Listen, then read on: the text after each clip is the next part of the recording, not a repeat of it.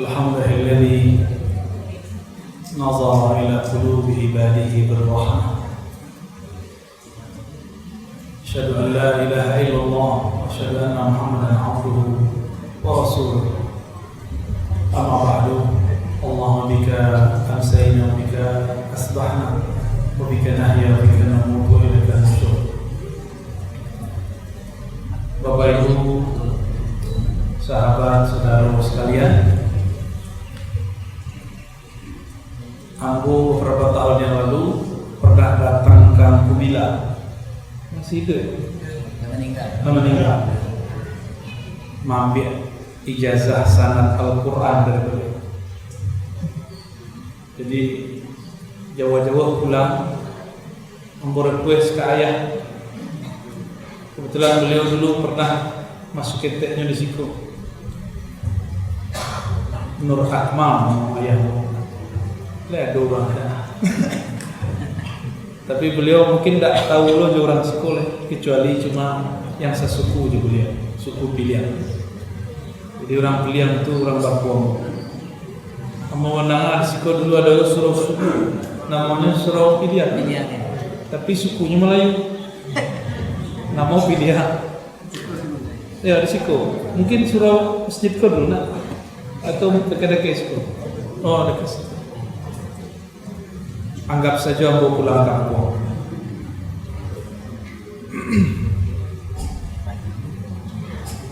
Kiranya Angku Bila rahimahullah dulu pernah mengambil kaji Al-Quran kepada dua Buya Ramli Semanggang, Cik Lai Ramli Suliki.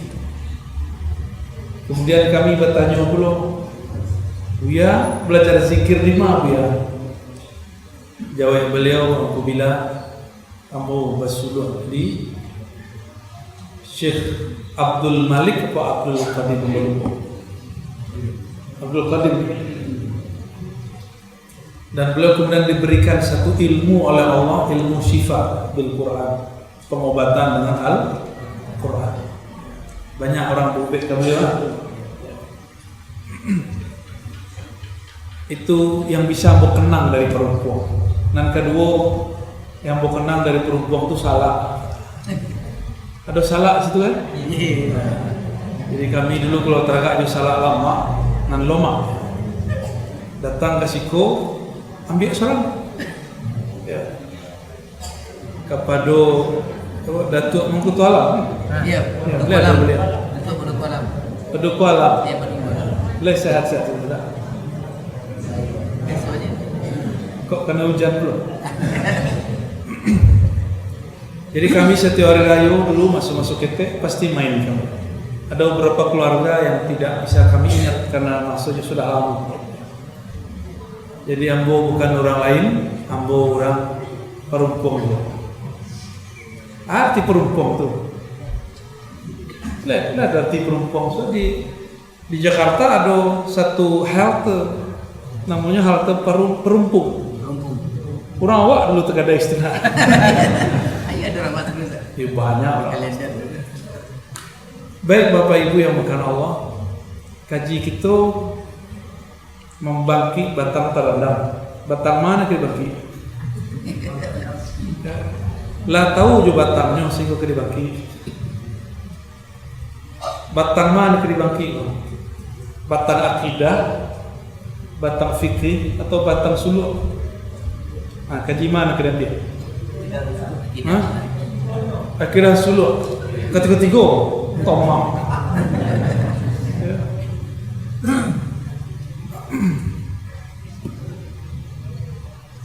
Sebagai umat Islam yang berakidah ahlus sunnah, kini kok banyak puluh orang mengaku ahlus sunnah. Ahlus sunnah itu secara harfiah kelompok yang mengikuti sunnah. Sunnah itu maknanya apa? Apa makna sunnah? Jadi kata Nabi mengatakan, "Alaikum bisunnati."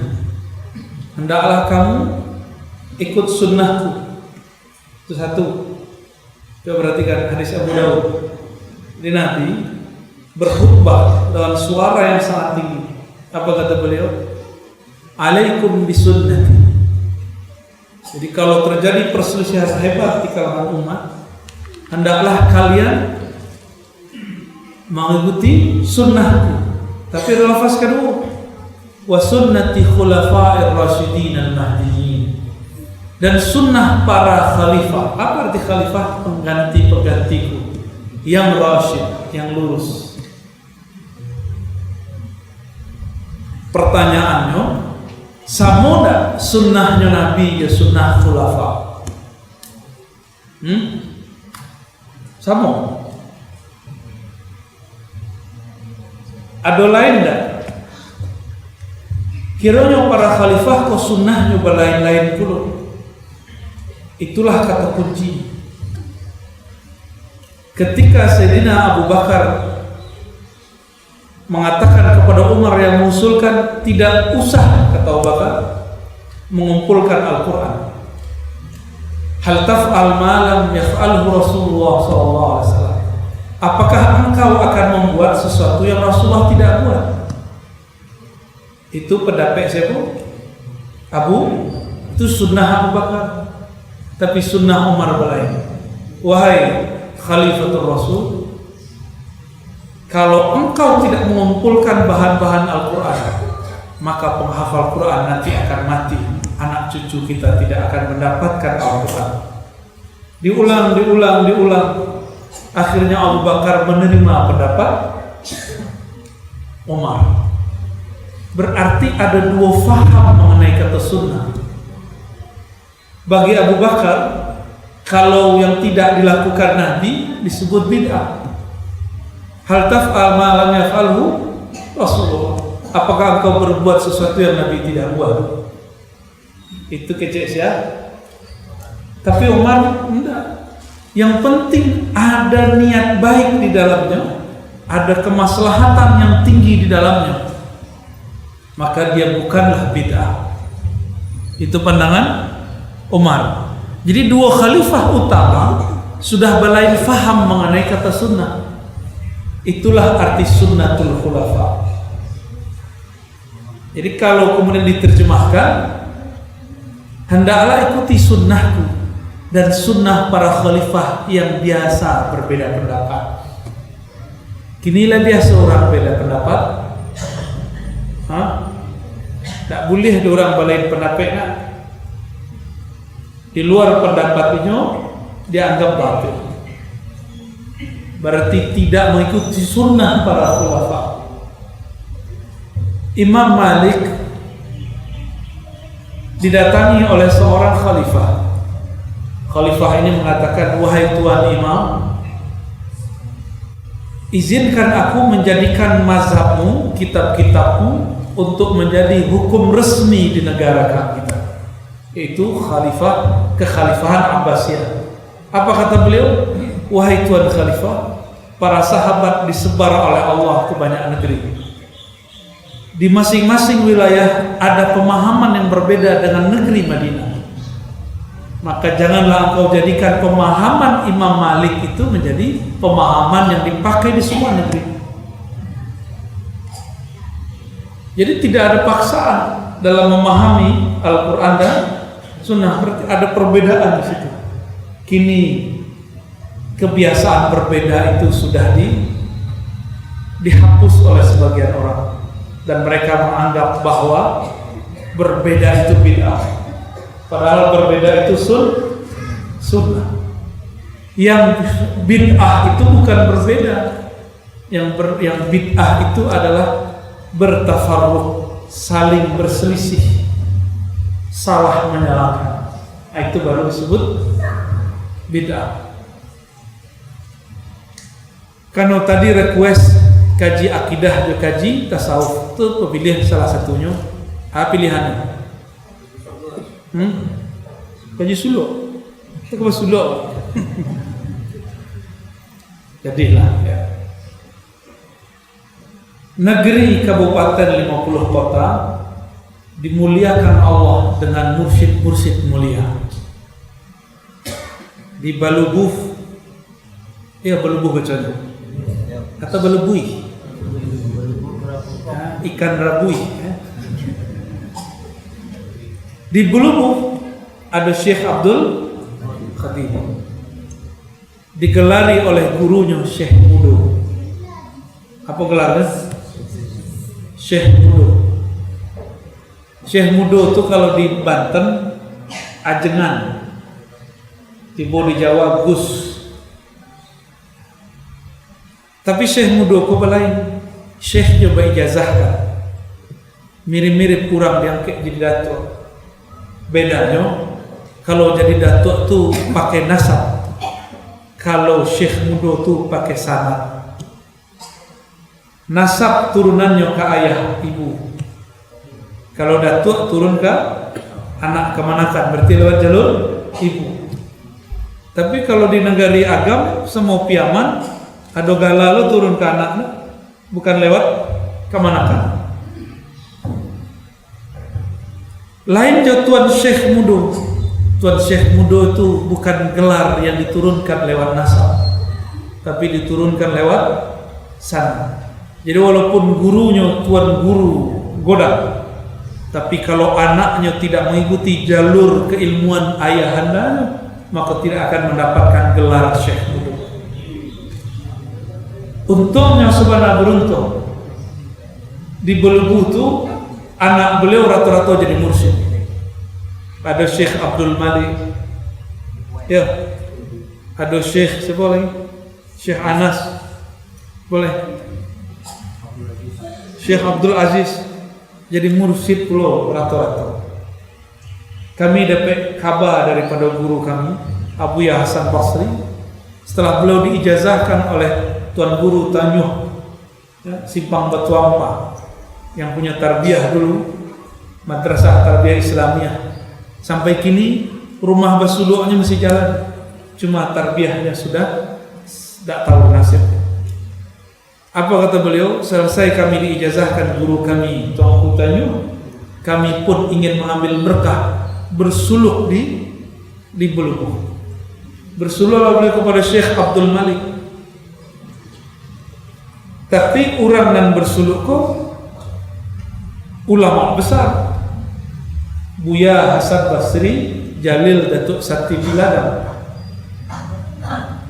Dia Buya setiap malam ada orang konsultasi, dan konsultasi orang yang bersuluk. Baru ceritanya, datang orang tu kepada Buya Syekh Abdul Malik, Syekh Mudo Abdul Malik, Syekh Abdul Malik. Syekh Abdul Malik mengatakan, tanyalah ke Buya Hasan Basri, inyona lebih malin daripada ambo. Barunya megang tasbih, astagfirullah, baru megang tasbih, ala bahasa orang awak digutiak, langsung dicolek sama murid, sama Tuan Khalifah. Buya, diimbau dari Syekh Mudo. Akhirnya dipanggil Syekh Mudo, orang bertanya di situ, sampailah tengah malam, dan itu berlaku hampir setiap hari. Jadi beliau suluk pertama je Syekh Kanis belajar zikir, suluk kedua belajar melayani murid. Lengkaplah suluk beliau. Kira suluk dan tinggi itu meninggalkan amal pribadi karena ego, mendahulukan hak orang lain. Itu lebih berat daripada awak berzikir 70.000. Ujian orang sedang zikir, dia tagaduh suara orang tak berzikir. Kalau masih tagaduh juga berarti belum berzikir, baru nyebut-nyebut. Jadi apa-apa kok kalau sholat ada anak-anak berisik tagaduh, berarti sembahyangnya mengana suara anak-anak. Lepas siap-siap kato-kato tuh, selesai dan sembahyang dia lompang aja tuh. Ya lebih itu bahasa enak. Lepas siap-siap, berarti sembahyangnya jangan jembah Allah, tapi sedang mempersiapkan kato-kato. Kalau lah selesai sembahyang aku udah sampai. Bapak Ibu yang mulakan Allah, dalam surat Thaha ayat 14, Allah mengenalkan diri kepada Nabi Musa. Wahai Musa, innani anallah, la ilaha illa ana. Wahai Musa, sesungguhnya akulah Allah, tiada Tuhan selain aku, tiada yang berhak disembah melainkan aku. Lalu apa kata Allah? Fa'budni. Fa'budni, apa terjemahan fa'budni? Sembahlah aku. Itu terjemahannya. Kalau secara makna bukan itu. Fa'budni, fa'arifni, maka kenalilah aku. Bagaimana cara mengenal Allah? Dua sahabat mulia berlain thariqat. Satu thariqat Siddiqiyah Abu Bakar Siddiq, satu thariqat Alawiyah Sayyidina Ali ibn Abi Thalib radhiyallahu taala anhuma.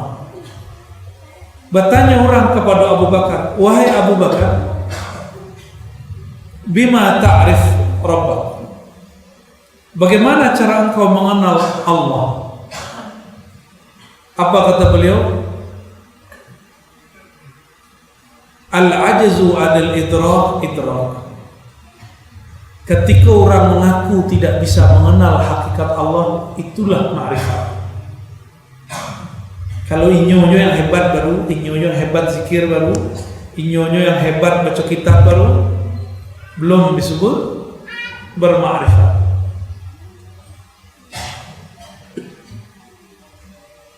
Ditanya pula Sayyidina Ali, sementara Sayyidina Abu Bakar, wahai Ali, bima ta'rif Rabbak? Bagaimana cara engkau mengetahui Rabbmu, Tuhanmu? Apa jawaban Sayyidina Ali karamallahu wajhah? A'rifu Rabbi bi Rabbi. Aku mengenal Allah karena Allah mengenalkan dirinya kepadaku. Berarti mirip Abu Bakar, cuma lain. Aku mengenal Allah bukan karena pintarku, aku tidak pintar, tapi Allah lah yang memintarkan aku. Mirip nak Abu Bakar, tapi lain bahasa. Apa kata Abu Bakar tadi? Engkau mengaku tidak tahu, itulah ma'rifat. Sedangkan Sayyidina Ali dilanjutkan, karena Abu Bakar umurnya pendek, kalam yang turun baru segitu.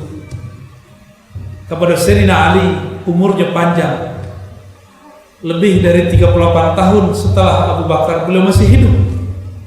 Maka beliau menyempurnakan ma'rifat yang sedang digantung oleh Abu Bakar. Apa kata beliau? A'rifu Rabbi bi Rabbi. Aku kenal Allah karena Allah mengenalkan dirinya. Nabi Musa bisa tak kenal Allah kalau Allah tidak mengenalkan dirinya? Tidak bisa. Tapi sebelum Nabi Musa mengenal Allah, diizinkan masuk ke hadratus syuhud, hadrah memandang dan berkalam-kalam kepada Allah. Sayyidina Musa dipanggil, hei Musa, ikhla'na alaik, lepaskanlah dua sandalmu, masuklah ke Muqaddasi Tua, ke goa yang ada di Tursina, disebut goa tua, bukan tua pakai to. Tapi tua dalam bahasa Arab ada artinya, itu adalah melipat waktu. Tatwiyatul ard itu artinya melipat bumi. Awak masih duduk di situ, tapi nampak ada orang lain tiba tempat lain. Itu Muqaddasi Tua, ya. Sayyidina Musa berkalam-kalam kepada Allah di situ. Apa makna dari sandal dilepas? Adalah artinya, hei Musa, lepaskan sandalmu. Sandal itulah hijabnya Nabi Musa. Jangankan kupiah, sandalmu tanggalkan. Jangankan gelar, ma'rifatmu tanggalkan. Jadi Sayyidina Musa membawa sandal, sandalnya dilepas. Tidak ada rasa mengerti di situ lagi. Jadi sebelum kita membiak kaji kepada orang, kosongkan dulu cupak tu, yang meritu bahasa. Sehingga ketika diisi, bejananya terisi secara penuh.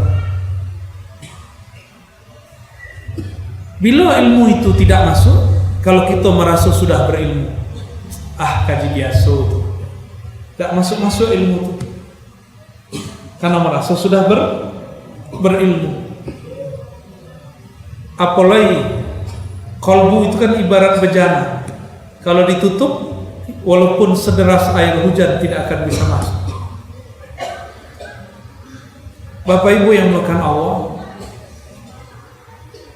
Sayyidina Musa berkalam kepada Allah dalam hadis yang sahih, Ya Rabb, berikan aku kalam yang istimewa, yang mana aku menyebut Engkau dengannya. Apa jawaban Allah? Ya Musa, Qul la ilaha illallah.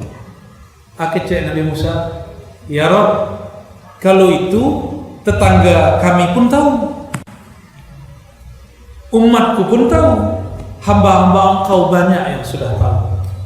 Khususkan aku ya Allah satu kalimat yang tiada lagi yang membacanya kecuali aku. Kiranya para pecinta selalu ingin kalam-kalam sir, kalam-kalam rahasia dengan kekasih. Itu Sayyidina Musa. Tapi Allah tidak ingin. Allah mengatakan, hai Musa, lihatlah hakikat kalimah la ilaha illallah, timbanglah dengan semua alam semesta, maka engkau akan menyaksikan kalimah la ilaha illallah lebih berat daripada langit dan bumi. Dan kita baca sebentar la ilaha illallah. Tapi kini kece orang bid'ah padia aja lo tuh. Jangan berhenti lo baca la ilaha, tetap baca. Jangan sampai orang perempuan, orang tahlilnya betul enggak. Orang sedang ingin diberikan kualitas yang memberatkan kualitas kolbunya, inyolah. Kasihan orang model itu. Kan banyak orang nak tahlilnya atau enggak? Ya. Orang begitu enggak usah dibenci, orang begitu dikasihani. Dalam hadis Imam Tirmizi, ada seorang hamba Allah dihisab pada hari kiamat. Ketika dihisab, dikeluarkanlah semua catatan-catatan amalnya. Kiranya nanado adalah catatan amal buruk. Sepanjang mata memandang, itu cuma laporan dosa, maksiat. Nah, itu harapan bagi kita dan banyak maksiat. Kita kok sadonya banyak maksiat, ya enggak? Hanya kemudian merasa sok suci. Apa kata malaikat azab?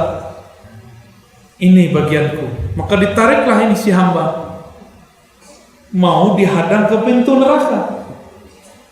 Kemudian Allah turunkan titah kalamnya. Apa kata Allah? Tunggu wahai malaikat, apakah engkau telah menimbang isi kalbunya? Apa kata malaikat? Ya Rabb, kami belum menimbang. Maka kemudian Allah mengatakan, belahlah isi dadanya, lalu lihatlah jantungnya, apa yang tersimpan di dalam jantungnya. Dibukalah dan malaikat hisab, ditimbanglah oleh malaikat mizan. Kiranya di jantungnya ada kalimat la ilaha illallah. Ditimbang dengan semua maksiatnya. Apa yang terjadi? Awalnya agak gerong-gerong, belakangan kalimah yang di kanan lebih berat daripada semua maksiat. Maka disebutlah dalam hadis afdalul dzikri la ilaha. Itu hadis Nabi, itu bukan kata Buya itu. Zikir yang paling dahsyat, yang paling lezat, paling berat adalah la ilaha. Tapi zikirnya harus ada tekniknya. Burung beo bisa baca la ilaha illallah? Bisa. Assalamualaikum, assalamualaikum. Jangankan burung beo, handphone kita bisa nggak nyetel YouTube la ilaha illallah 3 jam non-stop? Bisa ya? Coba timbang. Apakah si handphone itu bergetar disebut nama Allah? Kan tidak. Yang bergetar yang punya kolbu, ledo kolbunya si handphone tuh. Itulah beda orang menghafal dengan menghayati. Inna lillahi tis'a wa tis'ina isman mi'ah illa wahidan man asaha dakhala al-jannah. Allah memiliki 99 nama, 100 kurang 1. Siapa yang ahsaha, siapa yang mempelajarinya, menghafalnya, membacanya, dan menghayatinya, kita tambahkan, dan mengenal yang punya nama, dakhalal jannah. Tergantung sampai makom orang tu. Kalau makomnya makom membaca, berarti baru dapat kulit-kulit serubu. Kalau makomnya makom memahami, nyola masuk kepada inti serubu. Kalau makomnya makom mengenali, makanya sudah bersama dengan yang punya serubu. Kalau kita diiming-imingi kalimat model itu, siapa yang menghafalnya masuk surga. Gara-gara ado kalam menghafalnya masuk surga, kita menghafalkan. Padahal Allah bermaksud bukan begitu. Allah bermaksud, pelajarilah namaku, engkau pasti kenal aku. Akulah pemilik surga itu. Kalau wak dipilihkan di orang, makan lemak di rumah orang kayu, tapi nyona amah bersobok Jawa. Atau makan biasa di rumah orang biasa, tapi kawan awak makan. Pilih apa Pak? Orang awak kan penyinggung, mudah tersinggung, termasuk ambo. Tersinggung orang Minang tu dah hilang terbawa ke Jawa. Iya betul. Awak maja, awak ceramah, ni telepon-telepon ni bawa. Awak jauh-jauh datang ke tempatnya, nyu telepon berkali-kali, suaranya dikorek-korek, berkali-kali begitu. Awak penyinggung tapi kurang tertik. Disinggungnya ada orang kesinggung. Nyu kalau awak tu kurang tertik tu nak boleh penyinggung, ya.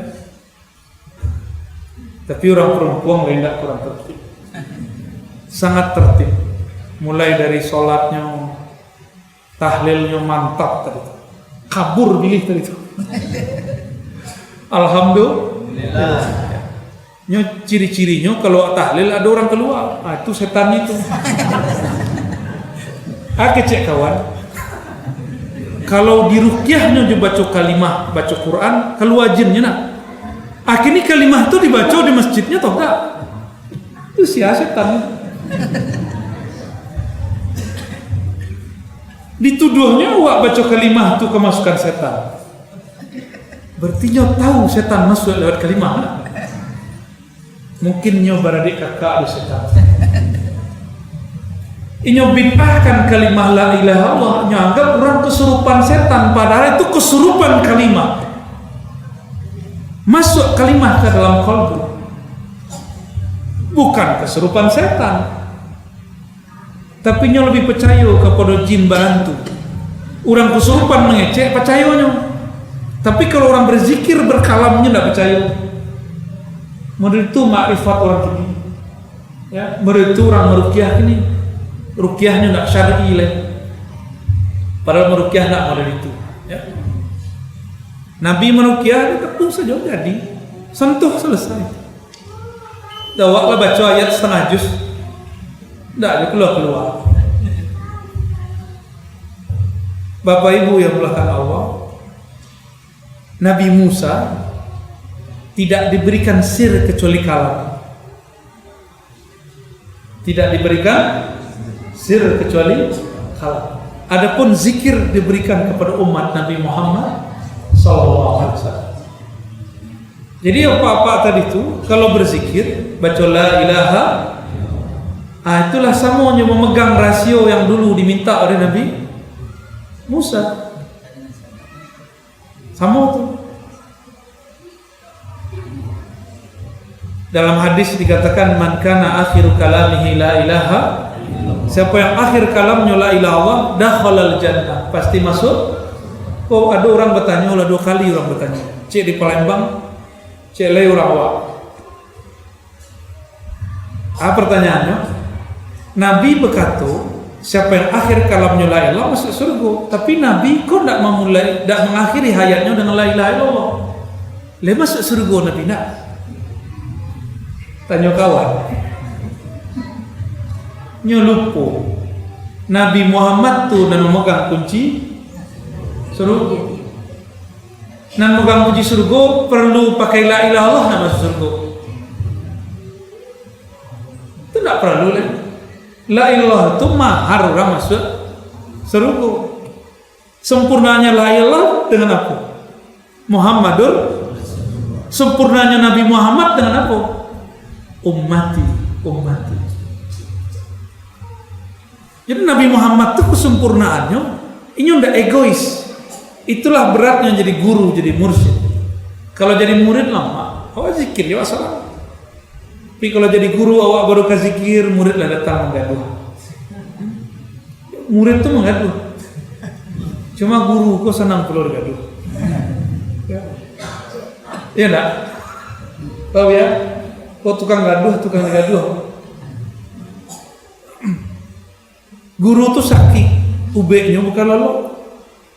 Ubeknya udah murid datang mengaji. Dari mana ada pek itu? Kalau kurang yakin di orang tarekat, jadilah kita pakai imam salafus soleh. Kan kini sedang raminan mau kata salaf. Ya. Apa kata imam salafus soleh bernama Malik bin Anas, guru dari imam kita Imam Syafi'i. Imam Malik kok di riwayat Abu Nuaim sakit berat, demam tidak bangun sekian hari, sehingga majelis tidak dibuka. Tiba-tiba ada orang jauh datang minta menyampaikan hadis, minta didengarkan hadis dari Imam Malik. Apa kata Imam Malik? Wahai Jariyah, di pembantu beliau dipanggilnya Jariyah. Wahai Jariyah, bimbing aku ke kamar mandi. Mandilah beliau. Padahal berhari-hari tidak bangun. Selesai mandi, apa kata beliau? Ambilkan baju yang paling bagus, wahai Jariyah. Diambilkanlah baju paling lancar. Wahai Jariyah, ambilkan parfum paling harum. Diambilkan parfum paling harum. Kemudian beliau duduk gagah seperti orang sehat. Orang yang datang ke sebulan perjalanan, nyo datang sekedar ingin mendengar satu hadis saja dari Imam Malik. Tapi apa yang terjadi? Imam Malik menyampaikan ratusan hadis. Kiranya sehat Imam Malik ketika ada murid yang gaduh. Pijan gaduh apa enggak? Walau banyak gaduh rasa riko. Itu Imam Malik. Berkeringatlah beliau. Kira keringat itu nata tahan sekian hari. Sembuhlah beliau dengan berkeringat. Al-Imam Malik. Imam Malik itulah yang diberikan oleh Allah keutamaan. Tidaklah ia tidur setiap malam kecuali memandang wajah Rasulullah SAW. Dan kini orang yang tidak faham cinta kepada Rasul, tidak mempercayai mimpi bertemu Rasul, tidak mempercayai bertemu jaga ketemu Rasul. Tidak mungkin menurut akalnya. Para Nabi mengatakan mungkin dan wajib. Marra'ani fil manam fasayarani yahza. Siapa memandangku dalam tidur akan memandangku dalam keadaan jaga. Tapi dek kawan kaji nak sampai akhirnya nak mungkin. Tak mungkin dia utaknya dipakaikannya untuk jamaahnya. Kira jamaahnya sama loh segitu pula pemahaman.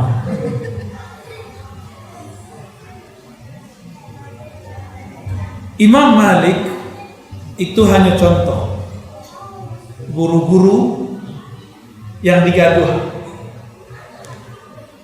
Tadi cerita kita Abuya Hasan Basri Jalil. Setiapnya akan khatam zikir la ilaha illallah, murid datang mengaduh, ingin konsultasi. Akhirnya 30 hari 30 malam beliau menjadi konsultan tetap di surau Syekh Abdul Malik. Maja orang berfatwa kepada orang. Dan itu lebih berat. Sebab kami dulu ketika bersuluk kami dulu ada bunyi orang mengeluarkan barang dari plastik, itu bunyinya keras di telinga. Manggaduh. Ada orang naik turun surau ko dari papan, kalau nya melangkah tidak pakai adab, berang, ya. Tapi masa orang berzikir berang? Yo ada cek dua kawan berang mengaduhnya mah. Padahal itu ujian. Allah sengaja gerakkan. Ini fokus di zikir atau fokus di suara plastik atau suara kaki yang menghentak-hentak.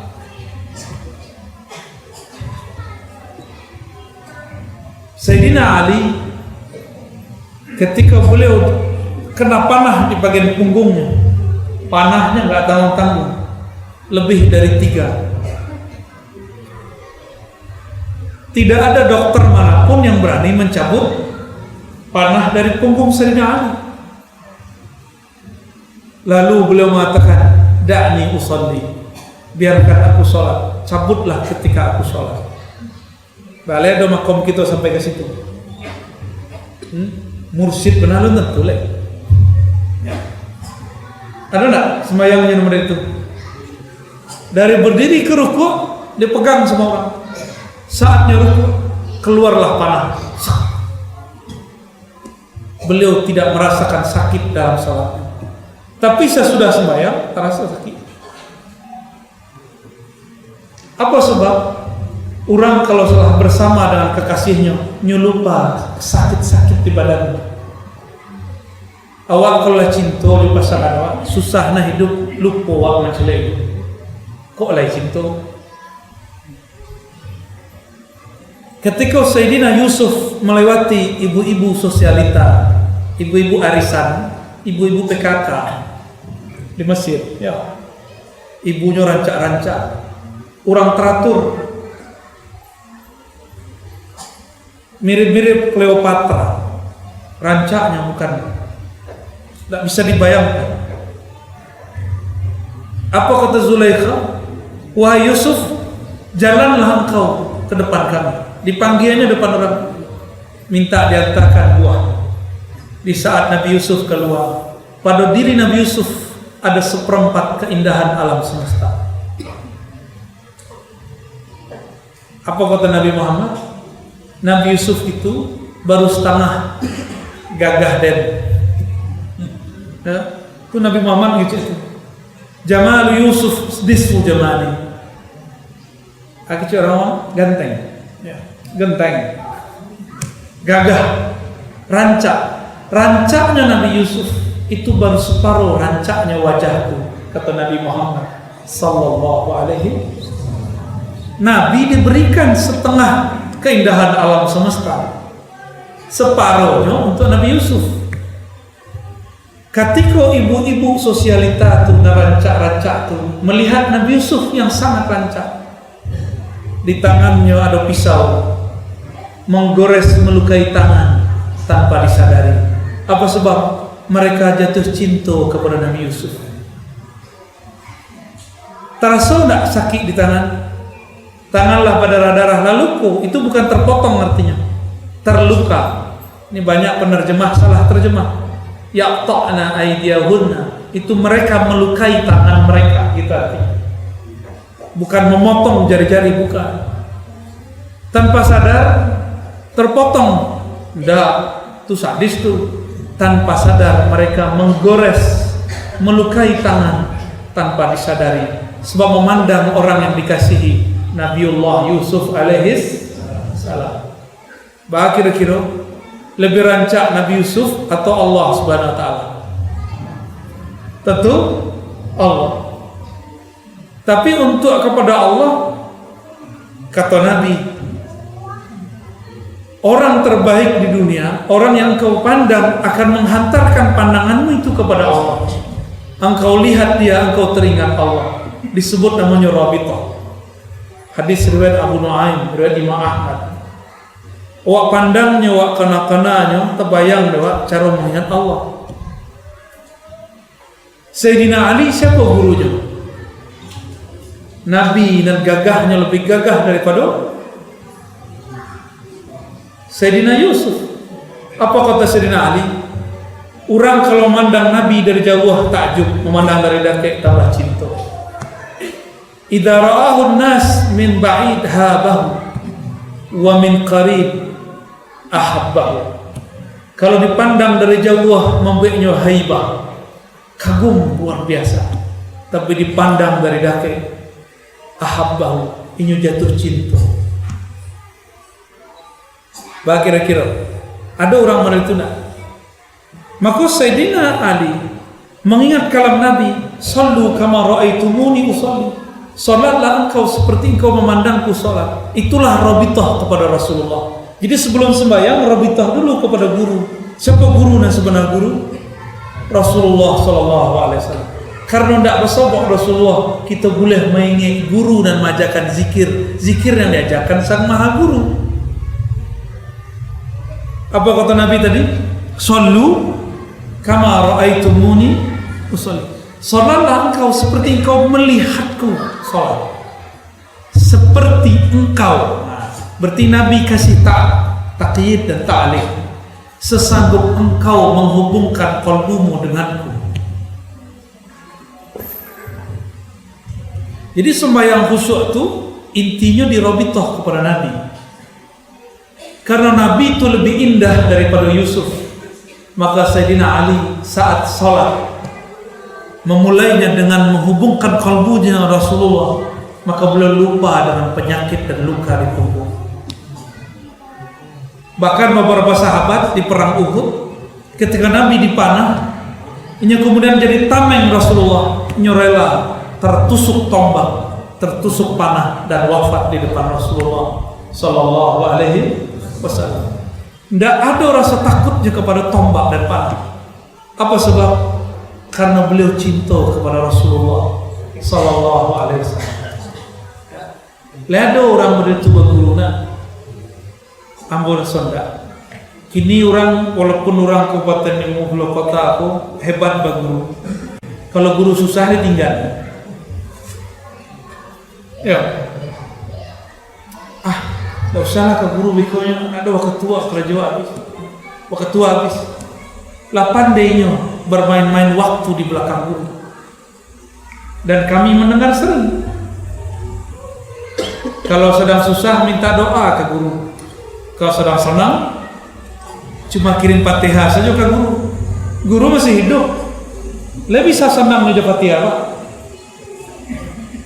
Kalau guru masih hidup, senangkan jasadnya, senangkan ruhnya dengan Fatihah, senangkan jasadnya dengan kasih makan lah, kasih hadiah lah. Ya. Abu Bakar As-Siddiq ketika Nabi masih hidup bukan berkata ila ruhi Nabi SAW Al-Fatihah. Enggak. Abu Bakar As-Siddiq punya hartanya diserahkan semua kepada Rasulullah SAW. Makanya tidak ada kita yang sanggup seperti Abu Bakar As-Siddiq. Ya nak? Kalau kita kan mengecek kepada guru bersedekah. Hino mana guru sedekah. Yang butuh bimbingan kita atau guru. Tapi kok kecek murid, abu sedekah ke buya. Yang butuh sedekah ilmu siapa? Murid.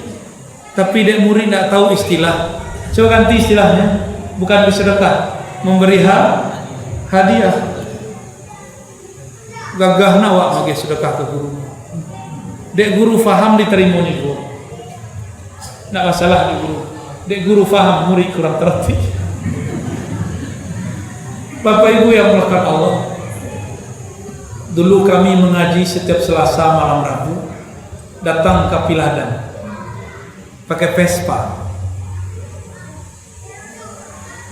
Berangkai habis maghrib, pulang beko jam 2 malam.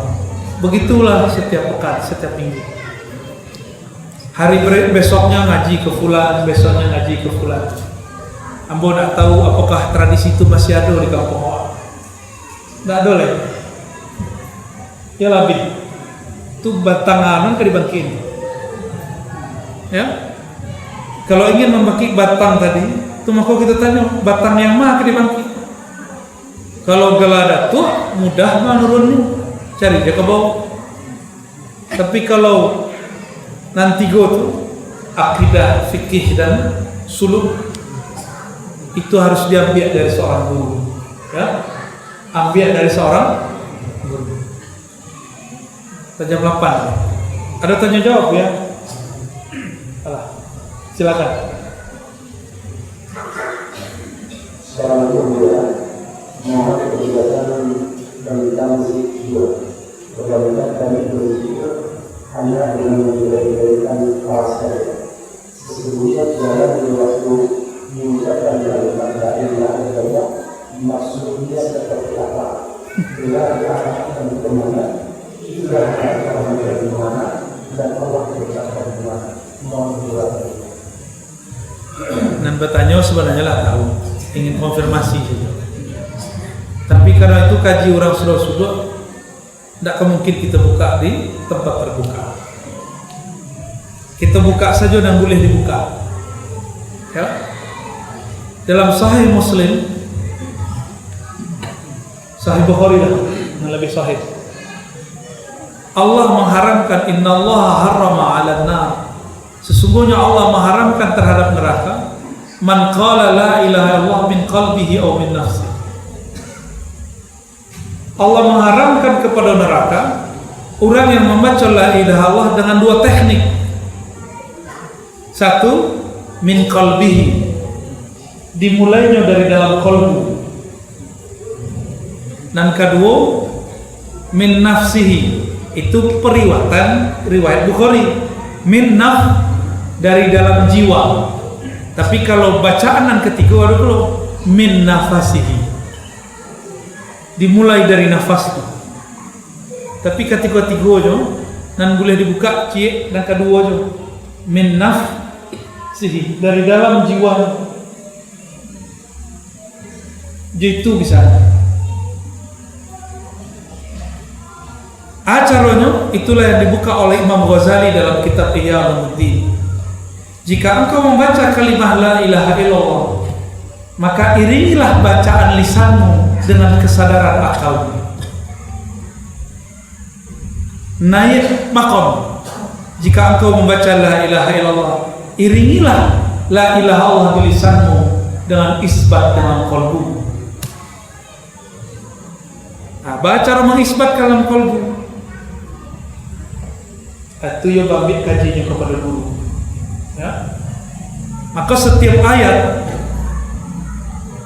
yang ada la ilaha illa, kebanyakan belakangnya hu, tapi di depannya Allah. Allahu la ilaha illa hu. Enak. Allah depan, hu belakang. Bahkan ada dimulai hu, belakangnya hu. Wallahu allazi la ilaha illahu. Tapi kini dek kawan zikir hu de bid'ah katanya pulau. Mengalah zikir hu. Ini tak tahu rahasia hu itu. Dicemehnya orang baca hu kan? Zikir hu itu yang disebut nafasihi. Zikir Allah itu min qalbihi. Zikir nafs itu dari akal. Kira-kira itulah isyarat-isyarat diskete. Lanjut. Ya. Assalamualaikum warahmatullahi wabarakatuh. Apa yang dimaksud dengan suruh baca atau baca? Dan apakah suruh itu bisa membuat orang menjadi gila? Karena di kampung saya ada yang berpemikiran demikian. Terima kasih. Orang berada tarekat jadi gilo, memang dasarnya lah gilo.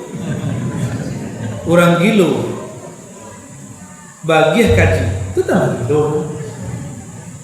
Tapi kalau orang waras lagi kaji tambah waras nih. Kau di bukumu kiranya ada kawanmu Ari Al-Fikri, juara umum sepanjang masa. Kami sekolah dulu di Senawiyah. Inyo juara umum, tapi orang juara umum kalau galau tanyonyo karena juara khusus.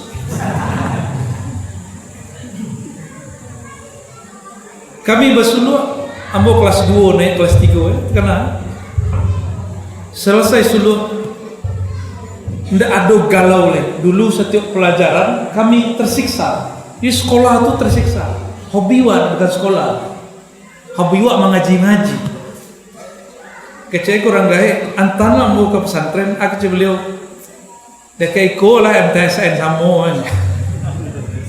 Kan balain MTSN sama pesantren. Walhasil badan di sekolah, pikiran ke pesantren. Jadi tersiksa. Maka pulang dari sekolah kami mengaji, mencari guru.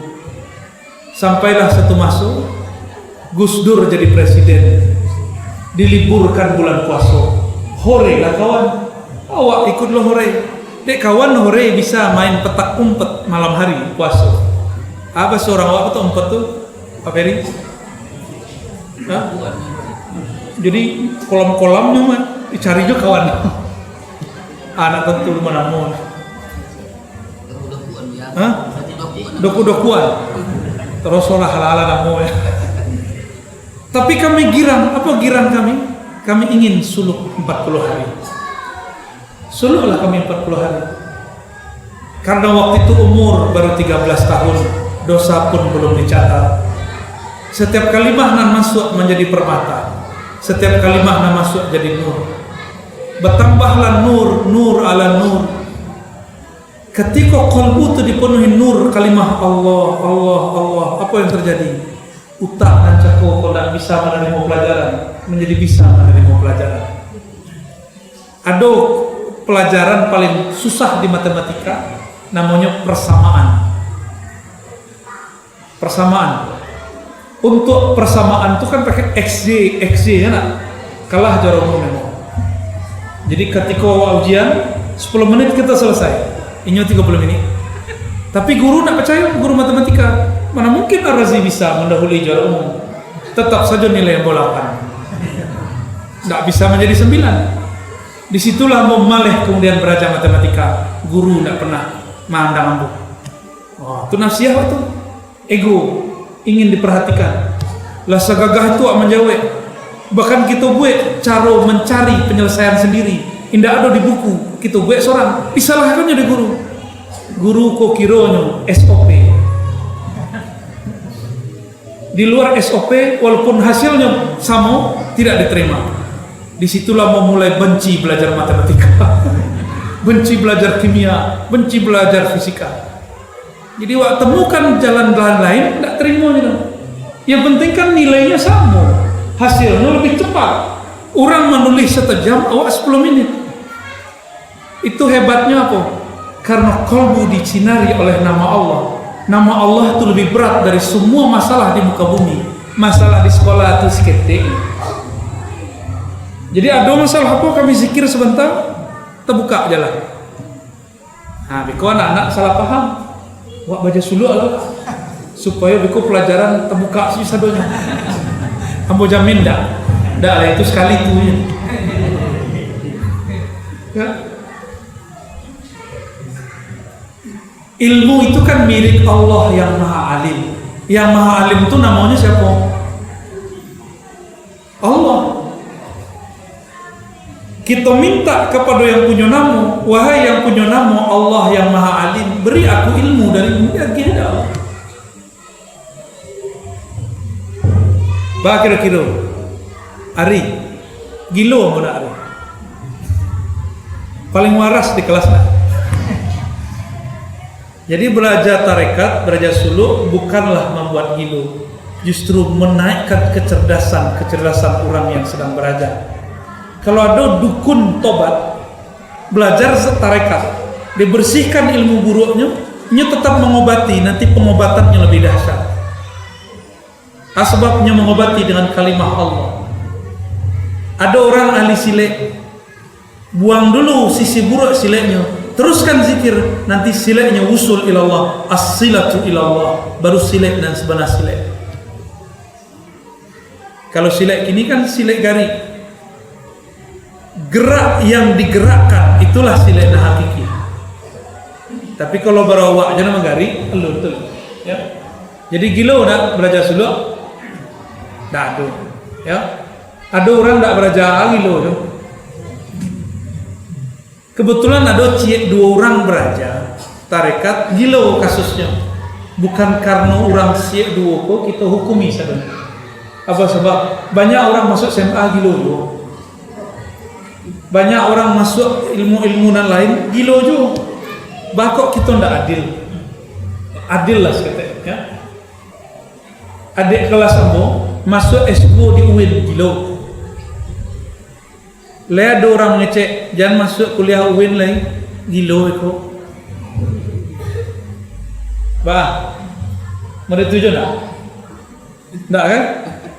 Jadi cukup malam kini terakhir orang bertanya di Siko, tempat lain tersalah. Gilo tak orang baca zikir tak? Ambo jaminan dunia akhirat. Lanjut. Di sini beliau berkata, saat ini banyak orang yang menggunakan amalan ini. Contoh, harus dari sekitar orang itu. Adanya di rumah pun tidak ada orang melakukan itu. Mohon dilakukan juga terus dengan hanya ini sama. Bagaimana ketika kita menjadi seseorang yang sering mengalami sesuatu termasuk zikir sudah sebuah mohon dilakukan juga. Sikap kita terhadap orang yang suka mengharapkan membidah-bidahkan amalan setelah sholat. Sikap anak itu juga. Sikap ilmuwan atau sikap pesilat? Orang kau gagal faham. Tak boleh salam-salaman sudah sembahyang. Kalau sudah sembahyang masa tak boleh? Sebelum selesai sembahyang tak boleh. Tak boleh. Tak ada tahlil sudah sembahyang. Nabi tak pernah tahlil sudah sembahyang. Jawan, ya? Bukankah Nabi berzikir setelah sembahyang subhanallah 25? Jadi ada riwayat di riwayat Imam Nasai dan hadis sahih. Nabi ba'da salat itu zikir subhanallah alhamdulillah Allahu akbar la ilaha illallah masing-masing 25. Ada hadisnya. Kawan tu tak tahu dia kecilnya tak ada. Jadi sikap kita apa? Wa'arid anil jahilin, berpalinglah dari orang jahil. Berpaling daripada orang, jadi tidak usah dilayani orang tu. Jadi ketika kita berzikir, zikir aja, tidak usah dikenal-kenal orang ngecek tu. Ikulah nestapanya orang yang suka membidah-bidahkan. Awak lah asik baca kalimah la ilaha illallah, ini dalam hatinya masih berperang. Yo le ada dalilnya. Orang lah nangis baca la ilaha illallah, ini masih berpikir. Akhirnya orang hati bid'ah. Orang lah meninggi suaranya baca la ilaha illallah. Ada dalam hatinya lah kesurupan orang. Aneh tak? Giliran ada orang kemudian diruqyah, dibentak-bentaknya la ilaha illallah. Ya tak? Tapi kalau ada orang normal baca la ilaha illallah, dilarangnya lewaras orang kena. Jangan-jangan ini yang perlu diruqyahnya. Jadi sikap kita wa'arid anil jahilin, berpaling saja dari orang jahil, tidak usah dipikir-pikir orang pelik. Lanjut. Apakah termasuk syirik ketika kita mempercayai bahwa ada berhubung kampung daripada perawat ke dokter? Sama-sama syirik. Bininya dokter. Awak datang ke dokter, datang ke dukun sama. So dokter kok produk dari Eropa. Sebelum apa-apa kok dulu ada bidan, ada dokter, ada puskesmas, lahir aja dukun dah. Ama-ama lahir aja dukun dulu dah. Yo, syirik. Syirik nak? Hah? Jadi kiranya kitulah dijajahnya dari orang Belanda. Dari orang Belanda, kalau baubek ke orang ahli herbal, disebutnya baubek ke dukun itu khurafat. Baubek ke buya itu khurafat, syirik. Tapi kalau baubek ke dokter, ditambahnya pula syirik celai pakai ubek. Mbaye pula, bertarif pula. Tapi itu dan dikeceknya tidak syirik. Mbaye pakai tarif. Kalau ke dukun kan tidak. Salam JTKS, terima kasih Buya. Ya enggak? Kalau kita jual ayah ambuh tahu tak? Mungkinlah kayu lo ada juga. Setiap pergi ke suatu kota entah bara-bara orang minta ampun. Dukun tuh bahasa Lamo, artinya orang ahli herbal, orang ahli pengobatan, orang ahli doa dalam mengobati. Cuma kini supaya laku galeh kawan, keceknya syirik. Masalahnya adalah baru dek buya-buya disuruh mendoakan dengan babisit-bisit, dianggapnya syirik. Deknya kalau rukyah korek-koreknya, padahal zikir keras katanya bid'ah. Main-main dah orang tuh. Maka itu disebut jahil. Wa arid anil jahil. Jadi bau baik ke dukun kalau artinya orang ahli herbal itu boleh. Aran. Nah. Pak Peri produk dukun tak? Ya, dukun nama lahirnya. Ya, yo, terpasu mengicin yo. Yo. Generasi tahun 70 orang dulu. Dukun jonan melahirkan ya. Dukun beranak namanya, ya. Jadi kadang-kadang kita tuh suka barang impor, rukyah impor, obat impor, dukun impor tuh namanya dokter. Jangan tersinggung lo Pak Lekol, dia orang rumah, bunda dokter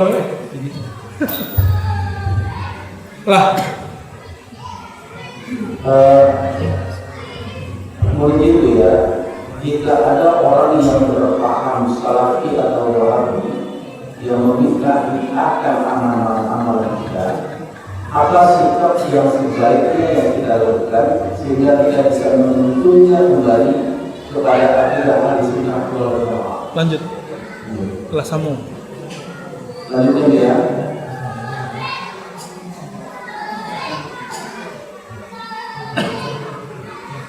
Mengenai ruqyah, bagaimana ruqyah yang diajarkan Nabi Muhammad SAW dengan membaca ayat-ayat Al-Quran? Nabi mengatakan la ruqyata illa min huma. Tidaklah ruqyah kecuali dari demam. Ada riwayat itu. Tapi ruqyah itu berkembang. Pada dasarnya ruqyah itu syirik. Innar ruqa wat tamaima wat tiwala syirkun. Hadis Imam Abu Dawud. Sesungguhnya ruqyah, tamaim, jimat, tiwalah, teluh itu syirik. Tapi kemudian dalam hadis itu, hadis Abu Dawud, hadis yang lebih sahih di Bukhari Muslim, seorang Abu Sa'id Al-Khudri meruqyah dengan lafaz Al-Fatihah. Bahkan seorang sahabat Ibn Malik Al-Asja'i mengatakan kepada Nabi, wahai Rasulullah, dulu kami mengambil upah dan upahnya diserahkan hari ini. Dulu kami mengambil upah daripada ruqyah, ruqyahnya sebelum kenal dengan engkau. Apa kata Nabi? Alqi alayya ruqa. Bacakanlah ruqyahmu. Kiranya ruqyah itu bahasa Arab artinya jampi-jampi, doa-doa yang dihembuskan. Jadi bedanya doa biasa dan doa ruqyah apa? Kalau ruqyah itu ada itu beda atau tepuk. Ditepuk atau disentuh. Itu perbedaan.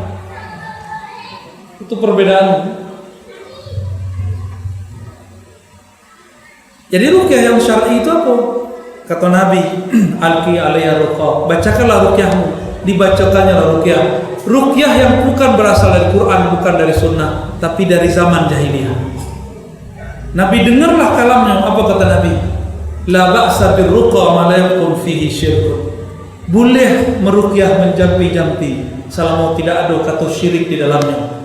Tak berarti tidak mesti pakai bahasa Arab, boleh pakai bahasa Minang. Asyhadu an la ilaha illallah, asyhadu anna Rasulullah, dengan nama Allah, dengan berkah Rasulullah, kun fayakun, sembuhkan bi kalimati la ilaha illallah. Itu boleh tuh. Fuh. Yang inti itu sebenarnya di fuhnya tuh. Ya. Lah. Dia kenalkan aku akan Allah, yakinkan aku akan Dia kenalkan aku akan Allah, yakinkan aku akan Allah. Masukkanlah Allah ke dalam dadaku agar bermusim aku. Letamu dada aku tu ya Allah. Letamu kalau pandang Allah bisa temui ke kolbu. Tapi kolbu yang mana? Kolbu abdil mukmin. Kolbu hambaku dan percaya. Percaya itu babnya tasdik. Tasdik itu membenarkan, menerima. Jadi tasdik aja lah dulu. Talqin itu urusan belakangan. Torikot kita dan sebagai inti sebenarnya torikot mengaji. Hidupkanlah mengaji balik. Jangan kejar talqin. Kalau talqin dan dikejar, sudah talqin doang berhenti mengaji. Maka kawan-kawan kami di Jakarta itu kami utamakan ngaji. Istiqomahnya ngaji kita talqin. Kalau sekali 2 kali sobok, kita celek-celek benar orangnya dulu. Kalau lah dakek nyamunya kepai, baru kita lagi. Tua lah dulu. Jadi Bapak Ibu yang ingin membiak talqin, ambillah dari guru yang ada di radio. Ya. Kalau kau orang bertalqin lo kamu, tambiak pula beko bagian wilayah orang lain. Tugas ambok ini bukan mentalqin. Tugas ambok ini menyatukan hati orang yang punya hak talqin. Magih semangat kepada orang yang punya ijazah talqin. Menyambungkan hatinya jo hati kawan-kawannya. Jangan bergerak sendiri. Jangan berjuang sendiri. Berjuanglah bersama-sama. Itu yang kini sedang ambok inisiasi. Terserah Allah kemudian berikan aku. Ya. Jadi nggak mesti ditalqin. Nah, tolong diluruskan. Allah tidak muat di dalam dadamu. Wahai para perindu. Lah selesai. Kami sudah kuat dulu acara ya. Mohon izin sampai di situ waktu kita dulu ya. Setelah itu tidak usah salam-salaman, tidak usah bawa foto-foto. Ya, bid'ah kecil orang sebelah. Kamilah sembahyang jamaah, silakan dilanjutkan sembahyang isya. Ya, kami melanjutkan perjalanan. Bapak Ibu yang berkah Allah, mari kita tutup dengan membaca surah Al-Fatihah. Kita kirimkan untuk Nabi Muhammad SAW dan guru-guru kita, ulama-ulama kita dan orang tua. Al-Fatihah.